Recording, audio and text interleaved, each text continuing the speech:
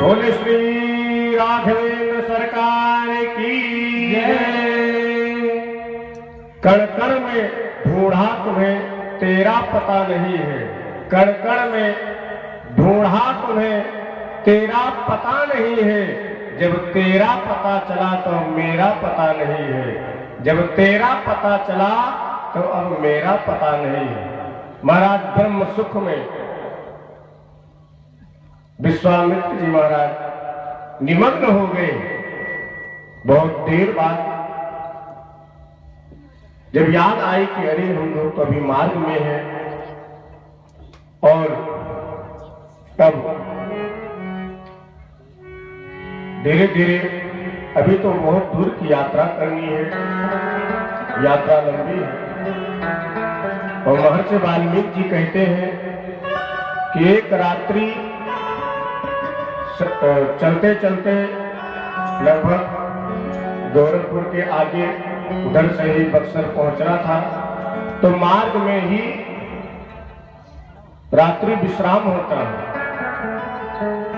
और सो जाते हैं। बहुत देर के बाद में सुबह उठे। अब किसी ने कहा कि भाई भगवान इतने देर में क्यों जगे, भगवान को तो सुबह उठना चाहिए, आदत भी है, प्रातः काल उठ कर रघुना था, और यहाँ गुरु जी के साथ में है तो इतना विलंब करके क्यों उठे। इनको जगाना पड़ा और विश्वामित्र जी मंत्र पढ़ करके जगाते हैं कि हे कौशल्या कुमार, अब भोर हो गई है, आप उठो। वाल्मीकि महर्षि जी के शब्दों में श्रवण करें। कहते हैं विश्वामित्र जी, कौसल्या सुप्रजा रामा पूर्वा संध्या प्रवर्तते उत्तिष्ठ नरतार्दूल कर्तव्यं दैवमान्निकम् उत्तिष्ठोत्तिष्ठ गोविंद उत्तिष्ठ गरुडध्वजः उत्तिष्ठ कमलाकांत त्रिलोक्या मंगलम कुरु। हे कौशल्यानंदन श्री राम जी, अब आप उठ जाओ, सुबह हो गई। तो ये राम जी तो मर्यादा पुरुषोत्तम है, फिर ऐसा व्यवहार क्यों किया? बोली यहाँ पर भी मर्यादा दिखाई है। क्यों? बोले राजा दशरथ जी के पिताजी ने कहा था कि ये हमारे बालक बहुत सुकुमार है, बहुत जल्दी सो जाते हैं और इनको सुबह जगाना पड़ता है तभी उठते हैं। अब अगर यहाँ बहुत सुबह उठ जाए तब तो पिताजी की बात असत्य हो जाएगी। इनको लगेगा कि बहाना मार रहे थे, नहीं देना चाहते थे राजा दशरथ जी, इसलिए हमसे झूठ बोले थे, ये तो बहुत जल्दी जग जाते हैं। तो मानो अपने पिता के बातों को सिद्ध करने के लिए आज भगवान देर में उठे, जगाने पर उठे। अब महाराज आगे की यात्रा प्रारंभ हुई है, यात्रा लंबी है। अब धीरे धीरे शाम ढलने वाली है और घनघोर जंगल से हो करके महाराज गुजरना है। और उस जंगल में भयंकर एक महाराक्षसी रहती है जिसका नाम ताड़का है। रावण ने ताड़का को यज्ञ के विध्वंस के लिए नियुक्त किया था कि जहां कहीं भी उधर यज्ञ पूजा पाठ हो तुरंत सूचना दो और सारा सब कुछ नष्ट भ्रष्ट हो जाए। मारी सुबाह इत्यादि सब इसके सब सदस्य थे। अब रास्ते में जा रहे हैं, विश्वामित्र जी को पता है और राम जी को सजग करते हैं। कहते राम जी, अभी एक बहुत भयंकर राक्षसी दिखेगी, लेकिन उसको देख करके आप डरना मत और ये संकोच मत करना कि एक स्त्री पर हाथ नहीं उठाना चाहिए, क्योंकि ये महापापिनी है। कितने ऋषि मुनियों को अपना आहार बना चुकी है और इसके आसपास जंगल के जीव जंतु भी कोई नहीं बचे हैं। महाराज सबको अपना आहार बना चुकी है ये। इसलिए नृसिंह पुराण में तो आया है कि राम राम महाबाहो ताटका नाम राक्षसी रावणस्य नियोगेन वसत्यस्मिन् महावने। ये रावण के द्वारा नियुक्त गई महाराक्षसी है, इसलिए इसके ऊपर दया करके छोड़ मत देना। राम जी कहते हैं हाँ गुरु जी हम समझ गए और जैसा आप कहेंगे उसी प्रकार मैं करूंगा। फिर थोड़ी दूर और आगे बढ़ते हैं। विश्वामित्र जी को लगता है कि ये मर्यादा पुरुषोत्तम है, अगर वो राक्षसी को देख करके कहीं के अंदर दया भाव जागृत हो गया तब तो राक्षसी का वध हो नहीं पाएगा। फिर थोड़ी दूर आगे बढ़ते हैं और फिर याद दिलाते हैं। वाल्मीकि महर्षि कहते हैं कि द्विशरम नाम संधत्ते विस्थाप्यति नाश्रितान। फिर कहते हैं रघुवर को छोड़ना नहीं।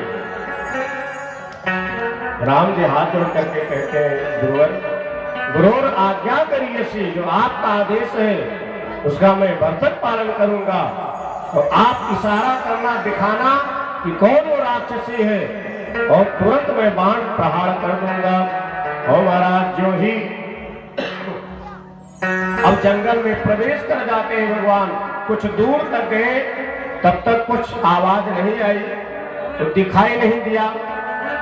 अब राम जी पूछ रहे हैं कि मुनिवर तो राक्षसी कब आएगी?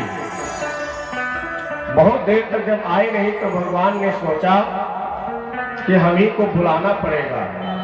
तो एक धनुष का महाराज टंकार किया और जंगल में मानो भूचाल आ गया। बहुत तेज से वो कौतूहल मच गया उस जंगल में। अब वो सो रही थी घनघोर निद्रा में और तुरंत जगी, जो कि दिन भर सोती जब शाम हो गया था, जगने का समय भी हुआ था। और वो जगी महाराज तुरंत दौड़ करके आती देखती कौन ने दुस्साहस किया है पहली बार इस घनघोर जंगल में। और जो ही आ रही तुरंत विश्वामित्र जी ने हाथ से दिखाया है, अरे राघव बस यही राक्षसी है।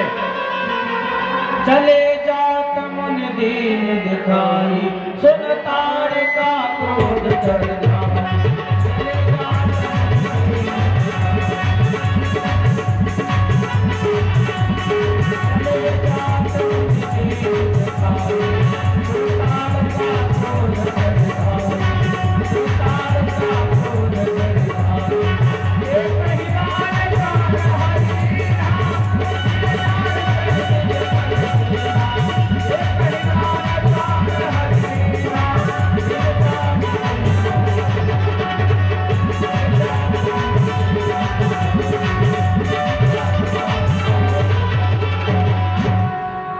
महाराज जो ही विश्वामित्र जी ने इशारा किया है बस यही है राघव, इसको छोड़ना नहीं, तुरंत बाण प्रहार करो। अब उधर राम जी तो इंतजार ही कर रहे थे।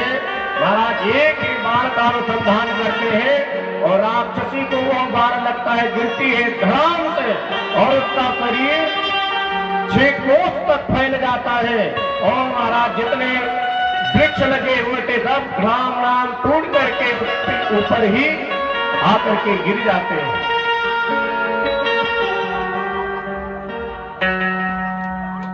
ये एक बाण का ही क्या मतलब हुआ? कहते एक ही प्राण हर लीना। तो आचार्यों ने अनुसंधान किया है कि भगवान का एक ही बाण पर्याप्त होता है। रामो द्विन भासते, अपने लीलावश भले वो कई बार चलाते हो आगे ये असुरों के वध के समय, लेकिन राम जी का एक ही बाण पर्याप्त होता है, उनको दोबारा आवश्यकता नहीं होती।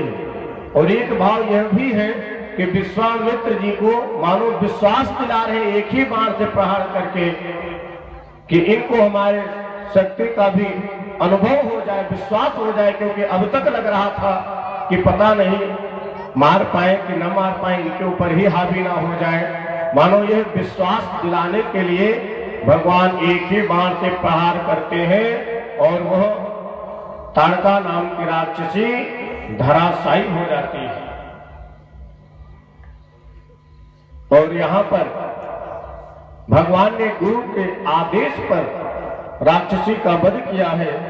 और उधर कृष्ण भगवान भी लीला पुरुषोत्तम है महाराज, ये तो मर्यादा पुरुषोत्तम है।